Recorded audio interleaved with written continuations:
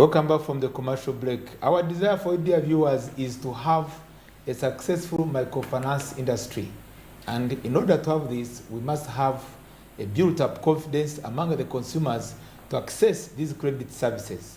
The current dilemma of where those who go to access credit, especially to groups of, some registered groups, and unfortunately other groups which are not registered that deals with the money lending. There are a number of principles that are supposed to be followed. First of all, the legal framework is supposed to be favorable. Having said that, I believe Honorable Banyizachi, as one of the proponents that was at the commencement of microfinance industry, you closely participated, as you said, you localized the way how to deal with the citizens' problem, especially those who were in the constituency.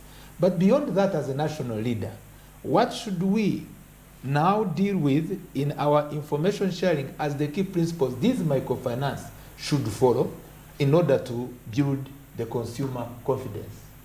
I think we need to rebase the microfinance. We started with going on a baseline kind of study and see what is working and what's not working. We are going into those kind of principles. We say, where have we gone wrong? For example, if you are talking, when you are talking about this, we have said, where have we gone wrong? We have gone wrong because we did not have a cooperative bank for cooperatives. Let's have one. We have gone wrong because we have made these cooperatives political, depoliticized cooperatives. We have gone wrong because we have made them, they are not well regulated, excessive interest rate, regulated. We have gone wrong because we have gone to financing things that are not within the production sector. Okay? Mm-hmm. Rechannel the credit into the productive sector. Rechannel credit into coffee, rechannel credit into tea, into sim, rechannel credit into productive areas, not into consumption areas. Restore the moral fiber, the moral values within the community. Those are the issues we need to handle now. Yeah? And capitalize these kind of camps which have a nationalistic kind of core, which are serving the nation, not serving the interest of the money sharks. So those are the issues we need to deal with. And we need to make a financial inclusive growth, not a growth which is exclusive. Because the kind of growth we are having into the financial growth we are having a growth that is enriching a few individuals and siphoning the money from the bigger community. Let's now talk on the side of the stakeholder, and there are different two stakeholders. There are those who give money, and there are also those who receive money. The recipients, those are the consumers. And having said that, the consumers also have a very big role to play. You find someone today completely in misery. Can you distribute this? Can you tell us who are the consumers? The consumers? Yes. Of course, who are they? In the market, there is demand and supply. I get your point, I know. But who are these consumers? And the consumers can be even myself. The word, your word of consumers is so confusing. It shouldn't. Who is consuming? You talk about you who let us look at these youth, let's look at these teachers, let's look at these health workers. These are the ones who are consuming. Of course, that is the wider perspective. And if we are having those kind of so-called consumers, those farmers, those teachers, those health workers, those civil servants, who is the supplier? The way you are taking it, the direction like you are taking, I generalize this concept in a way to understand that our population, they want to access these services. They are vulnerable. And some of them even are not professionals, as you are tagging them to mostly professionals. We are looking at just the general populace. When people want money, they go to get these kind of services. And we would like now to see how to safeguard them. But before we go about how to safeguard them, there are some of the challenges that are tagged on them. As you talked about the issue of mindset change and so forth, there's also a problem to those who go to get these services. Doctor, that's the situation. The groups, the people you are talking about are vulnerable. These are vulnerable people. These are vulnerable groups that are accessing the microcredit from capitalists. And the capitalists are interested in credit, not in developing this kind of people. So if you are going to debate, you debate from that perspective. Make your words understandable from that perspective. So that the viewer who is seeing there, who is viewing us, who is seeing us there, we don't seem to be intellectual. We don't have an intellectual debate. We have a grounded debate. Because we are having teachers vulnerable, health workers vulnerable, youth vulnerable, manipulated by capitalists. And when they might get manipulated, the capitalists manipulate them to give them undesired credit. And that's why that's why I'm talking about the undesired credit. The credit is ending up being into border credit. That's not a desirable credit. But there are those who are in the rural areas that channel that is not a desirable, because they will not give it to you for agriculture. When you go there and say that I want money to grow cabbage, they will say no. I will not put my money into cabbage. I want to put my money into the border, which I will see you driving. And now, as you say, we bring it in an easy context. When you supported one of that kind, the circle which was lending. Now let me tell you. What did let me tell you my concept. By that time when I saw that there is a need, when I said there is a need to improve the welfare of the people, that's when we went to say that no more grass-thatched houses. Because men and women were taking more time in swamps, cutting the grass, papyrus, and that other swamps, to go and search their houses. So we said, innovation came up, we said, why don't we provide the iron sheet? So that the time they are spending into cutting papyrus and this is swamp grass to search their houses, because during the dry season, men would be taking all that time to cut grass, carry grass, to go and search their houses. What was the interest rate by that time when that service was being provided? It was not free, man, of course. It was not, actually it was more or less, it was a social good. No interest rate? At that time it was like 3%. They were getting it, and you remember the bank rates were more or less the same. But the issue was not even the interest rate. The interest was, the issue was, go, produce, pay through produce. Some of the credit was through seed capital. Give them Irish potatoes. Yes, that's what I recall. And then we give them Irish potatoes. When they harvest, they pay from their harvest. And it's different because if I give you a sack, a sack of Irish potatoes, which is at 100,000 shillings. Yes. And you are paying back 130 shillings, okay? 130 shillings. Then you are having, you're in a sack, if it is well taken care of, you are harvesting 10 sacks. 10 sacks. You are going to get 1 million, pay back 130. So that model you prefer would have been better than this even one? Now, yes. Because the current model is different. There is a group which was modeled in that way, through microfinance. And they got money to go for Irish potatoes, give them seeds. If it is not, they go for simu, you know, have seeds. Yes. Then you have the pesticides. Yes. Then for you pay if after it is the in harvest. Ankole, give them heifers. Or give them bulls. This is agricultural financing. They take it in form give them bulls. In the form of the inputs. Give them 100 heifers. You expect to get your money at the end of the month when they are bull fattening.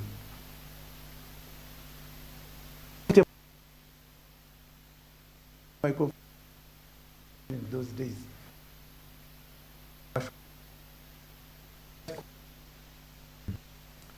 If you are in Tuka, they finance you through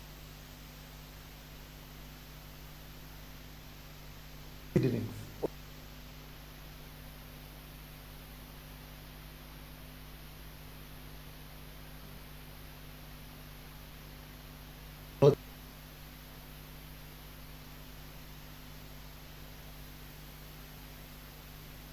it to cooperatives, Okay. which are self-regulated.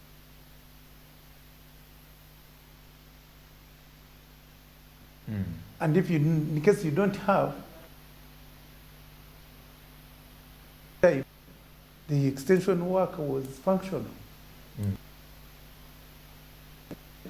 Do my people in Rwanda be educated?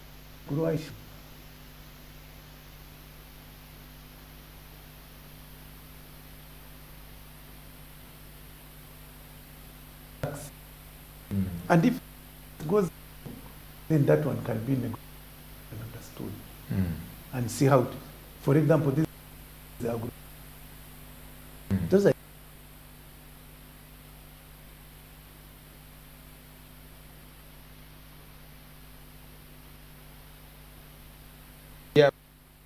It's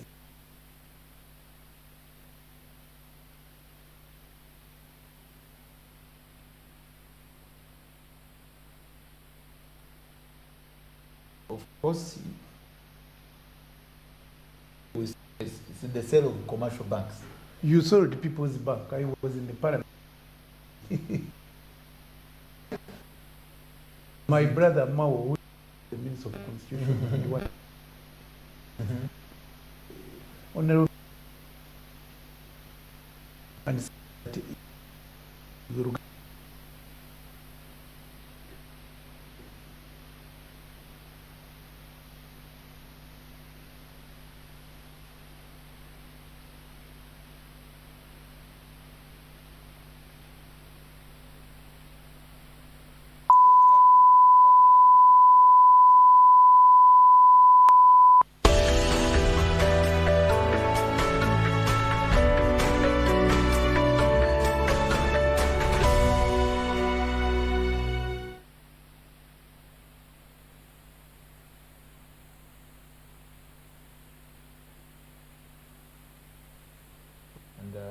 still a challenge because you look at a number of many schools.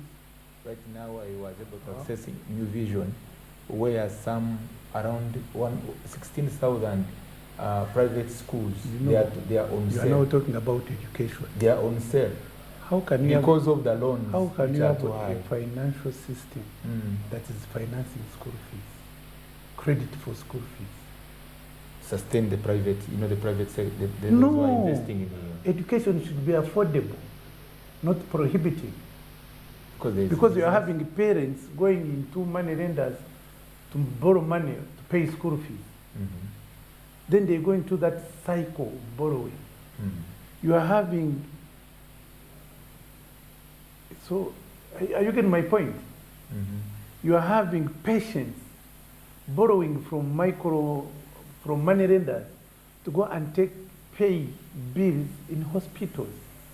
Let us have an education system that fits all, that takes care of the vulnerable. The other day, Right Honorable Tayoba was saying, if a school a school in Mitoma produce another speaker? Can a school, I studied from a school called Karenjere Primary School. How possible is a school from Karenjere Primary School able to produce another minister? My children are going, the children of the rich, and have now taken over. The vulnerable are going under. Because the education which we are accessing is not education, quality education for all. Not quality health services for all. So if you, and we have, health has now become a commercial commodity. Because at the time when we had hospitals accessible to all, you had a hospital all over the country. But if you are going to have now the whole country with it's only private hospitals that can give quality health services, and you're having wananchi borrowing money to go and cover their health needs. You're having wananchi borrowing money to go and cover education facility, which have been privatized at the secondary school level, even the primary schools level, because UPA has collapsed. It's no longer quality education. So parents don't take their children from UPA schools. They take their children to private schools. Private schools which are charging high high school fees. High school fees which parents can't afford. So now And they also get parents loans go to establish those loans schools. to go and pay school fees. Now at the end of the day, term one they cannot afford. Now they enter into a credit. They dip into a credit debt. So you one of the areas is give social services that are affordable, that are quality to all wananchi, so that we are not having citizens borrowing money to go and access social services. Thank you so much, Honorable Banyenzachi. And as we come to the closure of our program, we are able to know that if microfinance is to excel, all that you've said is necessary. But we continue to find out that there are other principles that have been key and pertinent all over the world that must be followed if we are to have a successful microfinance industry. One had this to say that the poor need a variety of financial services, not just loans. Yes. Number two, microfinance is a powerful instrument against poverty. That should be noted. Right. Number three, microfinance means building financial system that serve the poor. Yes. Number four, financial sustainability is necessary to reach significant number of the poor people. You have summed up what I was telling you. And also that microfinance is about building permanent local financial institutions. Exactly. And also, he had this to say from Washington World Bank, that microfinance is not always the answer if we are to eradicate poverty. Of course. And again, he said that interest rate ceiling can damage poor people's access to financial services. That is debatable. The government's role is an enabler. Remember, that's what you said. State intervention. Not as direct provider of financial services. State intervention. And donor subsidies should complement, not compete with the private sector capital. The lack of institutional and human capacity is the key constraint. Same thing. That's why we don't have the cooperative banks, agricultural banks. And finally, the importance of financial and outreach transparency is necessary. Moral decay, I was talking about the So, moral value. dear viewers, that has been our topic tonight, and our aspiration is to see the cash economy, the money economy, prospering in our country, Uganda. But yet, there are challenges that we've been able to identify, and for those who do go for money, that's lending, and then those who go for borrowing, as Honorable Banyenzachi has given his part of the key, guidance and wisdom, it's better to borrow money when you are taking it for productivity, not for consumption. Absolutely. I have registered on behalf of the viewers a lot that you've shared with us that can be able to inspire our community into productive work, but yet calling upon the government to protect our people from mafiaism, financial mafiaism, those who charge high interest rate in the name of lending. The capitalists. As we refer to the capital. Would you say the last word as you were just, my last word is that you really summarized what we are talking about in a very, very well. And I think, thank you very much for this program. We need to get our people out of poverty because this kind of vagary, as long as the people are going to be exposed out on these vagaries of poverty, there will be no development. And if we are going to have development, it should be holistic development, inclusive development, not wealth for the few and poverty for the masses. Thank you, Honorable Banyenzachi, for all the wealth of wisdom and knowledge you've shared in the Commonwealth countries as a member of the Uganda, Chamber of Commerce, and more other, presentations you've made elsewhere. Always come and share the information with us. You continue to aspire, not to inspire. God bless you, and to the dear viewers, see you until next time.